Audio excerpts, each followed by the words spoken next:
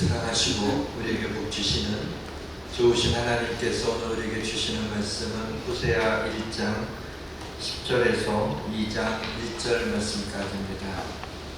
세 절밖에 되지 않으니까 같이 함께 읽도록 하겠습니다.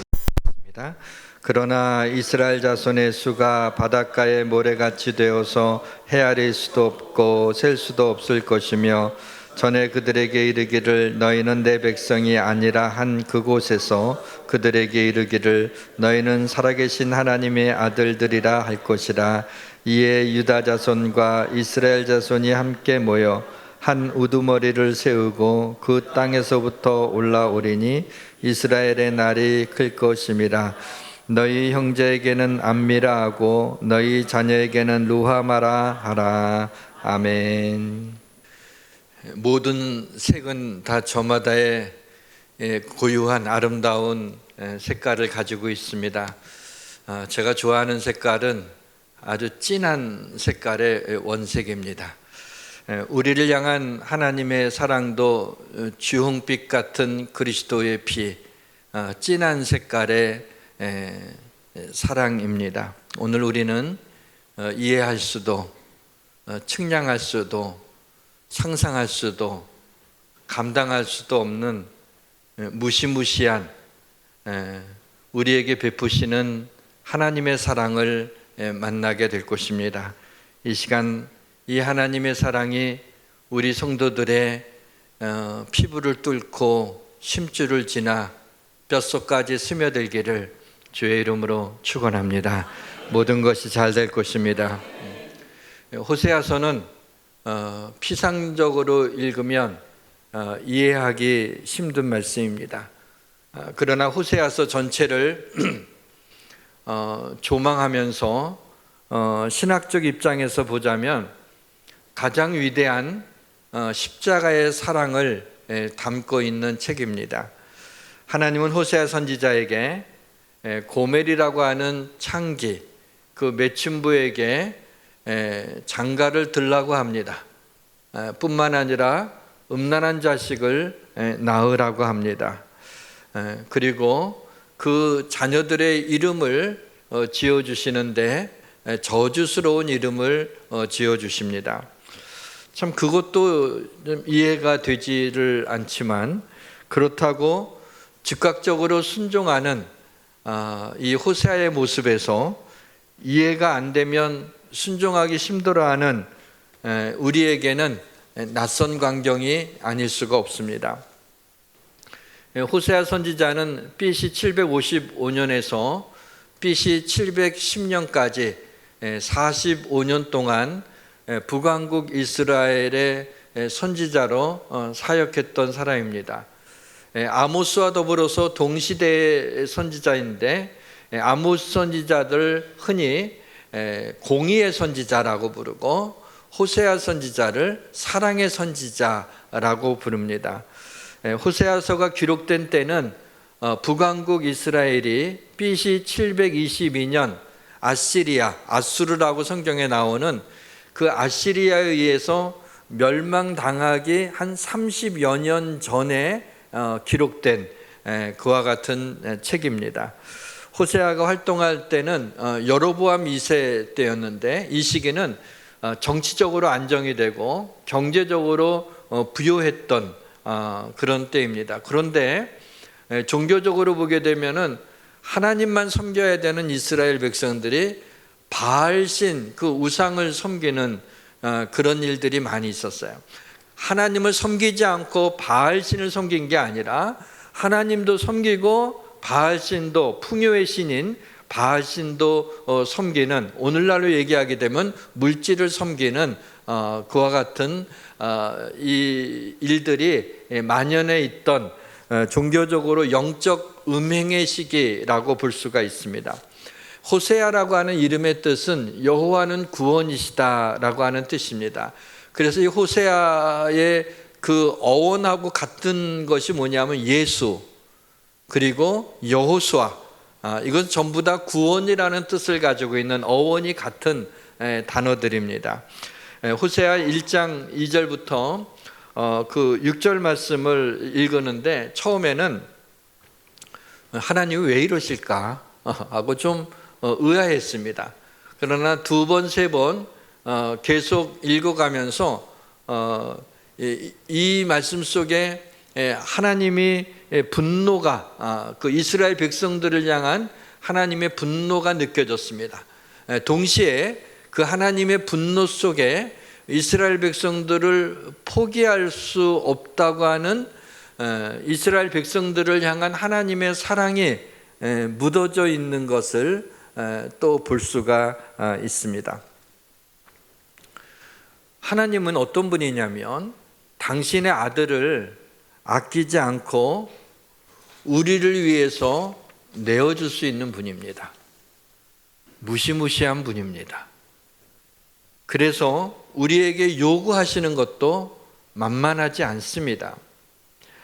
너는 나 외에 다른 신들을 내게 두지 말라. 제1계명이 10계명의 1계명이 다른 신을, 나보다 더 사랑하는 다른 신을 내게 두지 말라라고 그렇게 합니다. 그러기에 우상을 섬기는, 바알을 섬기는 이스라엘 백성들을 향해서 하나님이 그냥 참아보아 넘길 수가 없었던 것이죠. 하나님이 분노를 표출하는 것을 볼 수가 있습니다. 그리고 하나님의 진노와 책망이 이어지게 되는데, 제가 20대 후반에 환일중학교 교목으로 있을 때 한 인상적인 학생을 만나게 됐습니다. 이 학생은 서울역 근처에 있는 한 고아원에서 이렇게 학교에 보낸 그 중학교 1학년짜리 그 아이였는데, 이제 이 아이는 특별한 문제보다도 말을 안 들어요. 선생님이 뭐 하라 그래도 안 해요. 뭐라고 물어봐도 대답도 안 해요.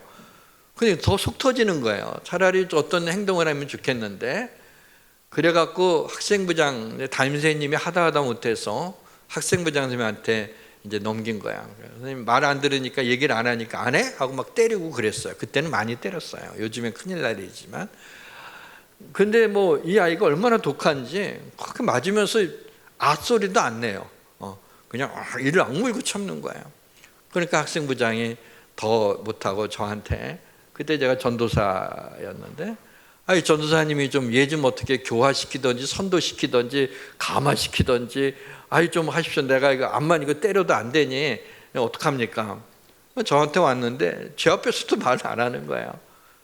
제가 뭐 이런저런 말을 시켜도 얘기를 안 해요. 그래서 하나님이 널 사랑하셔. 엄마 아빠가 일찍 돌아가셨지만은 그래도 하나님이 너의 아버지가 되셔. 하나님이 널 사랑한단다. 그 얘기를 해도 반응이 없어요. 그냥 이 상태로 앉아 있는 거야. 그래서 알았다고 다시 보내고, 그 다음날 또 불러서 선생님이 너를 사랑한단다. 하나님의 사랑으로 너를 사랑해. 그러니까 나하고 얘기 좀 하자. 그래서 얘기 안 해요. 그러길 거의 한 일주일 정도는 했던 것 같아요. 어느 날 내가 계속 불러서 나도 끝까지 가보자 말이에요. 그래서 이 얘기를 했더니 나중에 마음을 좀 열기 시작했습니다. 물어봤어요. 제일 힘든 것이 뭐니? 지금 제일 힘든 것이 뭐니? 이때 뜻밖의 말을 하는 거예요. 저는 고아원에서 어떤 것들이 좀 힘든 일이 있건 학교 생활에 힘든 것을 얘기할 줄 알았는데, 이 아이는 이래요. 친구들한테서요, 아빠한테 오늘 뒤지게 혼났다, 그 얘기 듣는 것이 가장 힘들어요. 그러더니 이어서 하는 말이, 아빠한테 매 맞고 싶어요. 그게 제 소원이에요. 라고 얘기하는 거야. 얼마나 마음이 짠했는지 몰라요.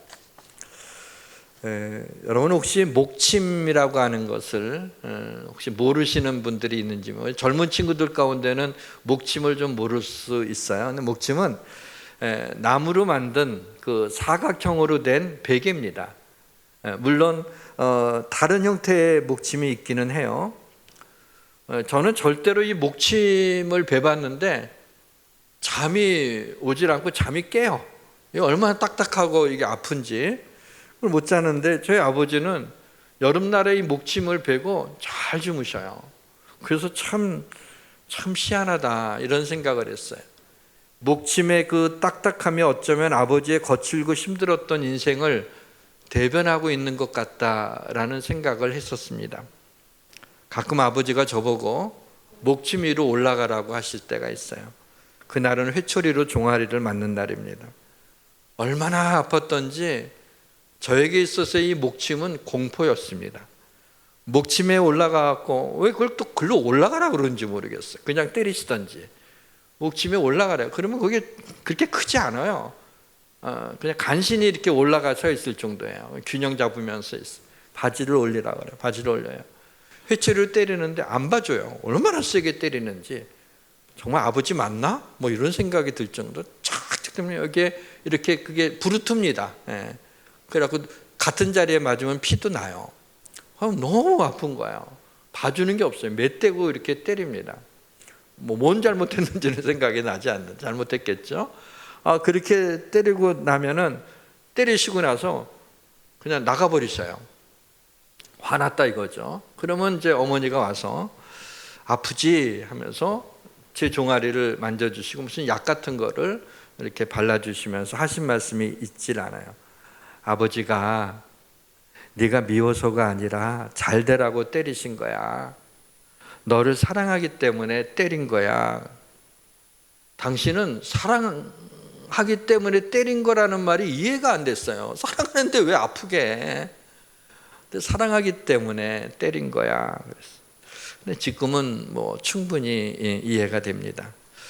하나님이 우상을 섬기는 이스라엘 백성에 대해서 분노하셨는데 그러나 사랑하시기 때문에 그 상처를 싸매어 주시는 분입니다. 하나님은 아프게 하시다가 싸매시며 상하게 하시다가 그의 손으로 고치시나니 여호와께서 자기 백성의 상처를 싸매시며 그들의 맞은 자리를 고치시는 날에는 달빛은 햇빛 같겠고 햇빛은 7배가 되어 7날의 빛과 같으리라. 호세아서에도 나옵니다. 오라 우리가 여호와께로 돌아가자. 여호와께서 우리를 찢으셨으나 도로 낫게 하실 것이요 우리를 치셨으나 싸매어 주실 것이다 라고 말씀하고 있죠. 사랑하는 성도 여러분, 하나님은 상심한 자를 고치시며 내 상처를 싸매어 주시며 내 허물을 주머니에 봉하시는 분임을 믿으시기를 주의 이름으로 축원합니다. 예. 요즘엔 학교에서 선생님이 학생을 혼낼 수 없다고 하는 이런 교육 환경이 좀 염려스럽습니다. 오히려 학생들이 선생님을 때린다고 하니 내가 지금 어느 세상에 살고 있는 건가 잘 이해가 되지 않을 정도입니다. 심지어 부모도 자식을 함부로 때릴 수 없다는 것에 혼나지 않고 자라날 다음 세대를 보면서 어떻게 이들이 살아갈 수 있을까라고 하는 걱정이 되기도 합니다. 사랑하기에 버릴 수도 죽일 수도 없는 이 백성을 고통스러워하시며 사랑하셨던 그 아픈 가슴에 사랑의 가슴을 전달하기 위해서 하나님은 호세아라고 하는 선지자를 찾아내셨습니다. 하나님은 호세아에게 창기 고멜을 아내로 맞이하라고 하십니다. 참 하나님도 너무하신다라는 생각이 들었습니다. 아무리 하나님의 명령에 무조건 순종해야 되는 선지자지만 적어도 본인의 결혼 문제 아닙니까? 호세아는 감정적으로 용납하기 힘들었을 것입니다. 그러나 하나님의 명령에 순종하지 않을 수 없었습니다. 부정한 아내를 사랑하라고 하심으로 죄를 짓는 이스라엘 백성들, 이 부정한 이스라엘 백성, 영적으로 간음하는 그 이스라엘 백성들을 사랑하시는 하나님의 심정을 내 삶으로 체험해서 그 하나님의 마음을 전하라고 그렇게 하신 거예요. 제가 젊은 날에 남들과 다른 좀 슬픔과 아픔이 있습니다. 그 당시에는 이해가 되지 않았어요.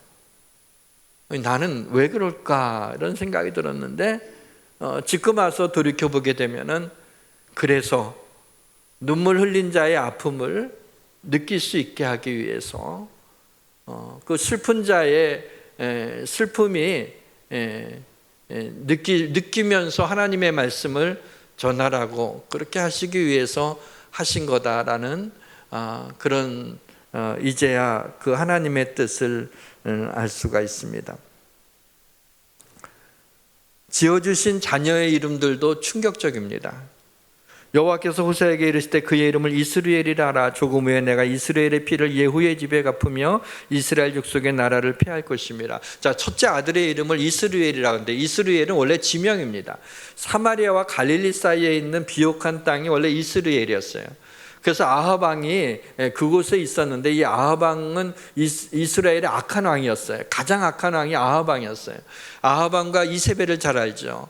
이 바알스를 섬기는 그들이 통치를 하고 있을 적에 예후가 이 아합 왕조를 무너뜨립니다. 아합 왕과 이세벨을 죽이게 되고 그다음에 바알 선지자들을 죽이고 아합의 70명의 자녀들도 후손들도 전부 다 죽입니다. 거기에 대해서 하나님께서 그 아합 왕의 왕조를 무너뜨린 거에 대해서 예후에게 칭찬합니다. 잘했다고 하면서 예후에게 있어서의 예후가 왕이 된 다음에 4대에 이르기까지 내 왕위를 유지하겠다고 약속을 하셨어요. 그런데 그 후에는 예후도 하나님의 진노하심을 받아 멸망하게 됩니다. 왜냐하면 예후도 아합 왕과 같이 똑같이 금송아지를 섬기며 그가 지었던 죄를 같이 지었기 때문에 하나님의 심판이 임하게 된 거죠. 그래서 이스라엘의 이름의 뜻이 뭐냐면 하나님이 흩으신다 라고 하는 뜻이에요.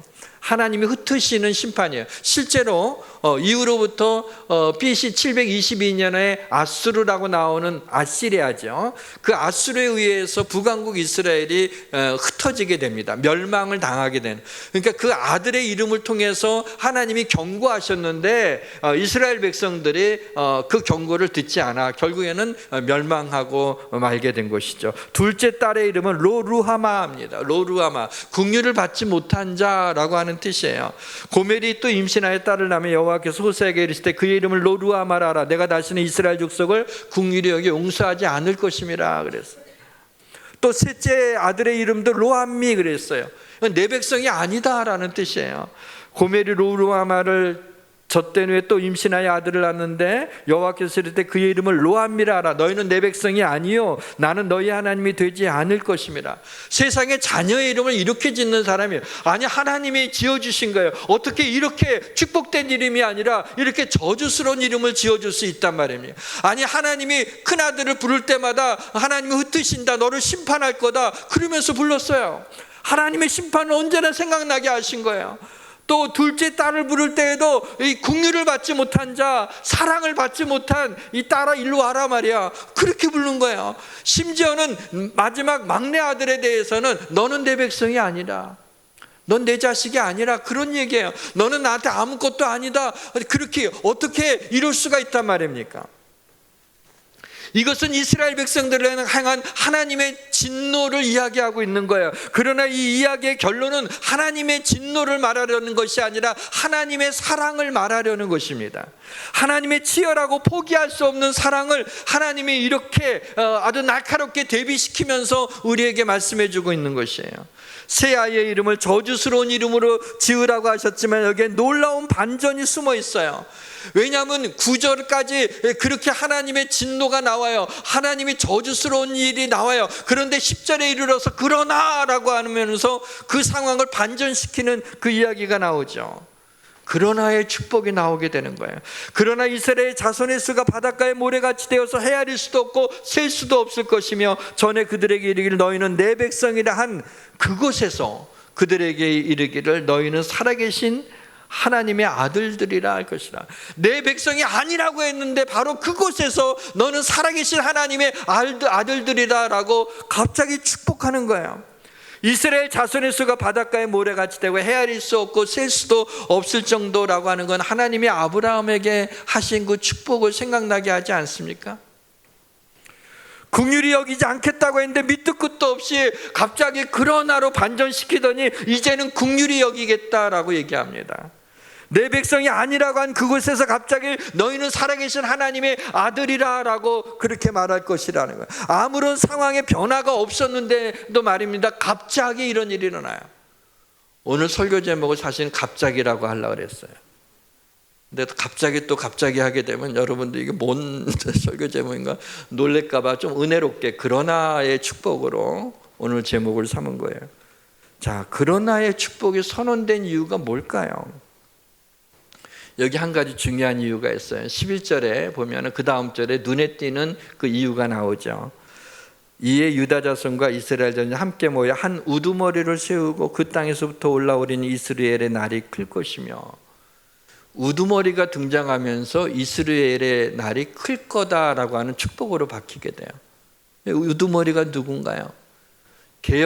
개정 이 성경에는 우두머리로 나와 있는데 이전 성경은 개역 성경이죠. 그전 성경에 뭐로 나왔는지 아세요? 두목이라고 나와 있어요. 마치 조폭들 두목처럼. 근데 저는 그 단어가 더 실감나는 것 같아요. 한 두목이 나타난다. 그게 누구냐? 예수 그리스도예요. 예수 그리스도가 이 땅에 오심으로 저주받는 자에 있던 자들이 축복의 자리로 옮겨지게 되는 거예요. 그 이유는 바로 그것이었어요. 예수님 때문에 저주받은 인생이 축복받은 인생으로 반전을 이루게 되는 거죠. 그리고 이스라엘의 날이 클 거다. 자, 근데 이스라엘의 이름이 달라지진 않았어요. 근데 뜻이 달라졌어요. 이스라엘의 이름에 다른 뜻이 또 있습니다. 호세아 2장 21절과 22절을 보십시오. 여호와께서 이르시되 그날에 내가 응답하리라. 나는 하늘에 응답하고 하늘은 땅에 응답하고 땅은 곡식과 포도주와 기름에 응답하고 또 이것들은 이스라엘에 응답하리라.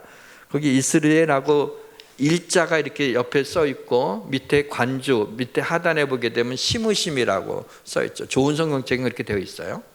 여러분 보시면 알 수 있는데, 그러니까 이스라엘이 하나님이 심다라고 하는, 심으신다는 표현은 흩어뜨린다는 것하고 정반대가 되는 거죠.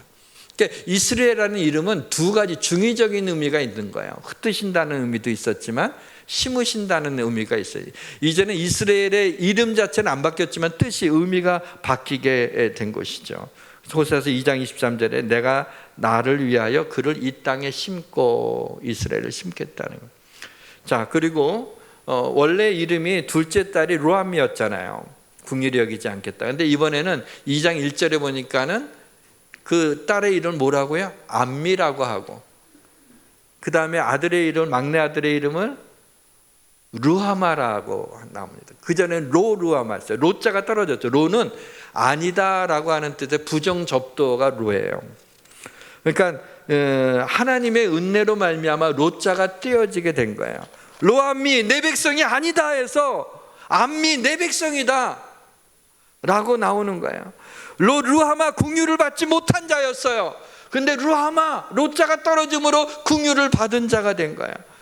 그래서 베드로전서에 너희가 전에는 백성이 아니더니 이제는 하나님의 백성이요, 전에는 궁유를 얻지 못하더니 이제는 궁유를 얻은 자니라. 이 말씀이 바로 여기서 나오게 된 것이죠. 제가 이 시간에 우리 성도들을 축복하고 싶었어요. 사실은 새벽 기도회 때 호세아서를 보고 있는데 이걸 보다가 이 말씀, 우리 성도들을 다 축복하고 싶어서 이 말씀을 제가 새벽 기도 때 스킵하고 이 주일날 오늘 로마서가 아니라 호세아서를 들고 나와요. 그렇게까지 하는 거니까 어떻게 보면은 평범해 보이는 이 축복이 가장 큰 축복일 것 같아요. 여러분이 믿음으로 여러분 아멘 하시기를 바랍니다. 여기 모인 모든 성도는 하나님의 긍휼하심을 여긴 자가 되기를 주의 이름으로 축원합니다. 아멘 안 하시는 분은 뭐예요? 소리 날 거 없어요. 아멘 하시면 그대로 이루어질 겁니다. 여기 모인 모든 백성은 하나님의 백성이 되기를 주의 이름으로 축원합니다. 아멘. 여러분의 믿음대로 될 것입니다.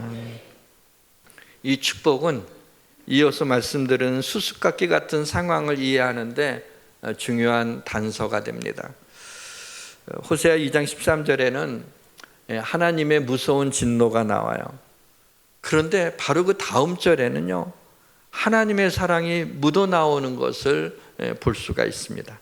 그가 귀고리와 폐물로 장식하고 그가 사랑하는 자를 따라가서 나를 잊어버리고 향을 살라 바알을 섬긴 시일대로 내가 그에게 벌을 주리라. 여호와의 말씀이니라.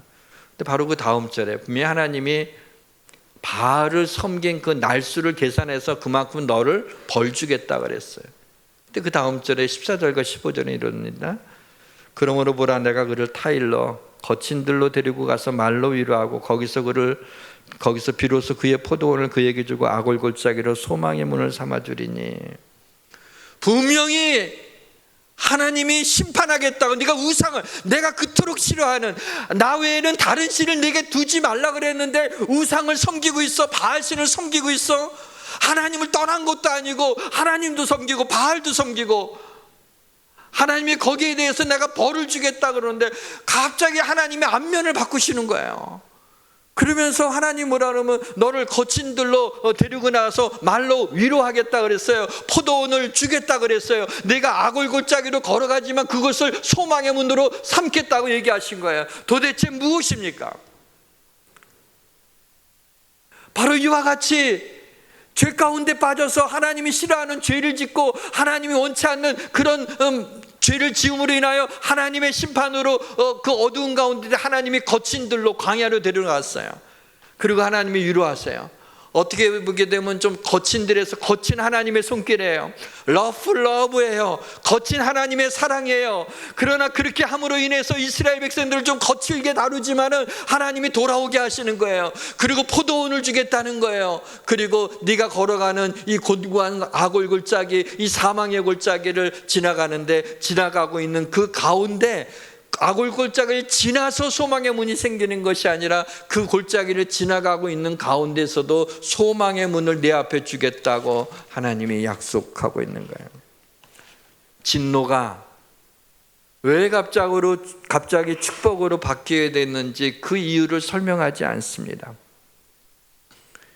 하나님이 진노하시겠다고 하면서 갑자기 하나님께서 축복을 하시는 것에 대한 연속성이 없습니다. 이 불연속성을 묶어내는 힘이 무엇입니까? 이해할 수 없는 하나님의 사랑입니다. 측량할 수 없는 하나님의 사랑입니다. 상상할 수 없는 하나님의 사랑입니다. 우리가 감당하지 못할 정도의 무시무시한 하나님의 사랑이에요. 무서운 하나님의 사랑입니다. 진노와 축복 사이의 연속성이 없는데 바로 이 불연속성을 설명할 수 있는 유일한 길은 바로 이와 같이 놀라운 하나님의 그 무시무시한 우리를 향한 사랑 때문에 마땅히 진노를 받아 멸망당할 수밖에 없는 우리를 건져주시고 우리를 사랑하시는 거예요. 하나님의 격렬한 어조로 우리에게 대한 사랑을 표현한 성경이 있습니다. 이 호세아서 11장 8절과 9절을 읽을 텐데요. 11장 8절에 나오는 그 아드마와 스보임이라는 좀 낯선 지명이 나오는데 이 지명은 멸망받은 소돔과 고모라가 있던 그쪽에 있는 도시들이었어요. 그러니까 소돔과 고모라랑 마찬가지죠. 이렇게 하나님이 호세아의 입을 통해서 당신의 마음을 이렇게 표현하고 있습니다. 에브라임이여 내가 어찌 너를 놓겠느냐, 이스라엘이여 내가 어찌 너를 버리겠느냐, 내가 어찌 너를 아드마와 같이 놓겠느냐, 어찌 너를 스보임같이 두겠느냐. 내 마음이 내 속에서 돌이켜 나의 궁율이 온전히 불붙는 듯 하도다.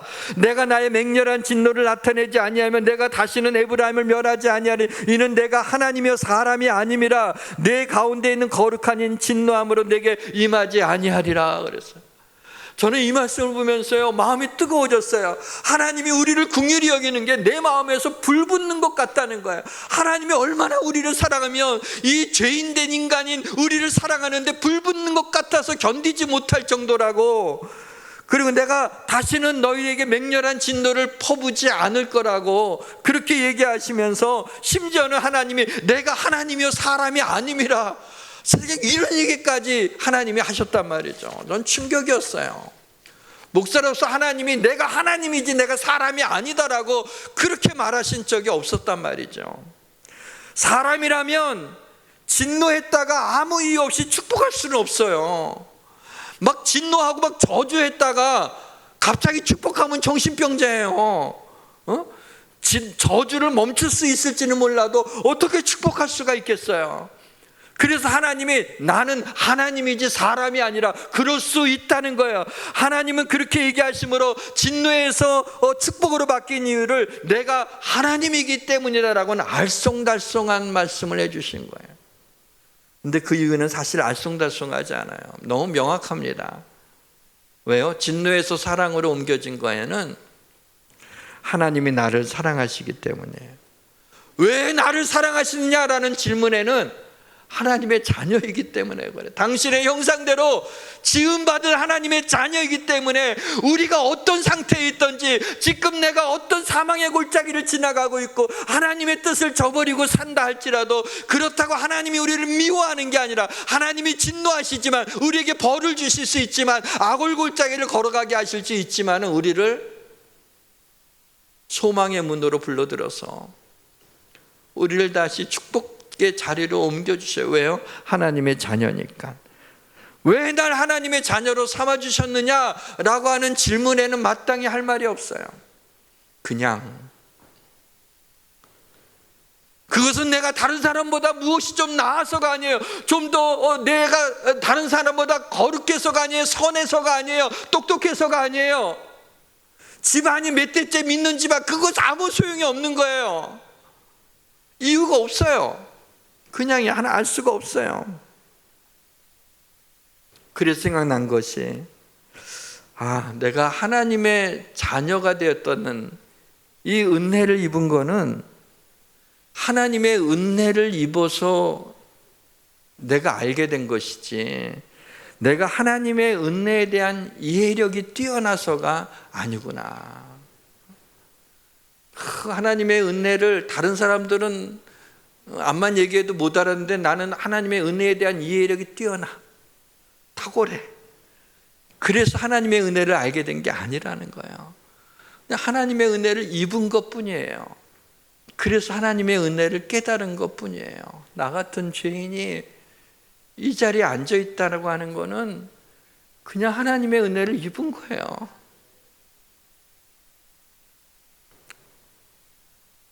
모세가 하나님한테, 다른 사람들이, 하나님이 이제 이스라엘 백성들을 이끌고 출애굽하라 그랬잖아요. 그러면 누가 그랬다고 얘기해야 됩니까? 하나님의 이름이 뭐예요? 물어봤어요. 누구라고 얘기를 해야 될 테니까. 하나님이 나는 스스로 있는 자다, 그런 얘기를 했어요. 뭐냐면, 하나님은 하나님 되기를 포기할 수 없는 분이에요. 그게 스스로 있는 자라는 거예요. 나는, 하나님은 하나님 되기를 포기할 수 없어요. 그것이 감사한 거예요. 우리의 구원의 근거가 만약에 우리의 믿음에 있다면, 우리 믿음이 흔들릴 때가 있잖아요. 우리의 믿음이 연약해질 때가 있잖아요. 그럼 우리가 구원이 흔들리는 거 아니겠어요? 근데 우리의 구원의 근거가 우리의 믿음이 있기 이전에 하나님의 은혜 아래에 있는 거예요. 하나님의 은혜 아래에 있어서 거기서 우리가 믿음으로 레스폰스를 하는 거예요. 응답하는 거예요. 하나님의 은혜에 대한 응답이 우리의 믿음이에요. 이미 하나님이 우리에게 은혜를 베풀어 주신 거예요. 그 하나님의 은혜 때문에 우리가 이 땅을 살아갈 수 있죠.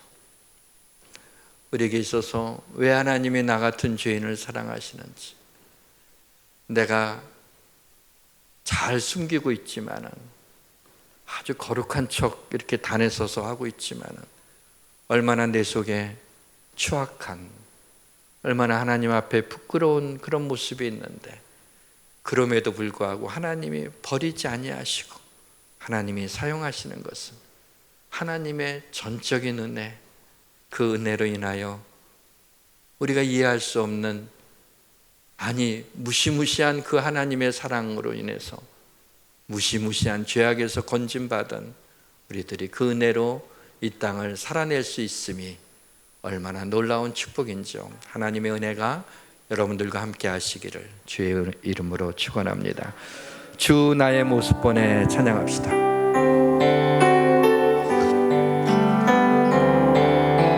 주 나의 모습 보내 상한 나의 맘 보시네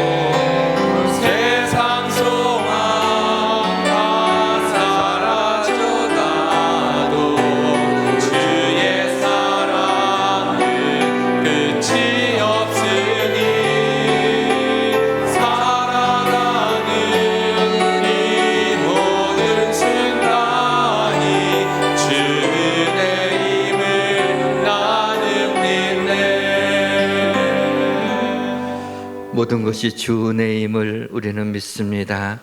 아버지 하나님, 저도 받기에 합당하고 멸망당할 수밖에 없는 이 죄인을 우리가 무엇이 간데 그리스도께서 우리를 위하여 대신 저주를 받으시고 우리의 짐을 지시고 죽으심으로 그 우두머리 예수라는 두목 때문에 우리가 구원받으며 하나님의 사랑 때문에 진노에서 축복의 자리로 옮겨져서 이렇게 하나님의 은혜와 축복을 받을 수 있게 하심을 감사합니다.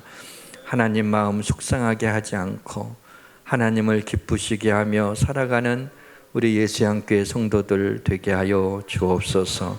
예수님의 이름으로 기도합니다. 아멘.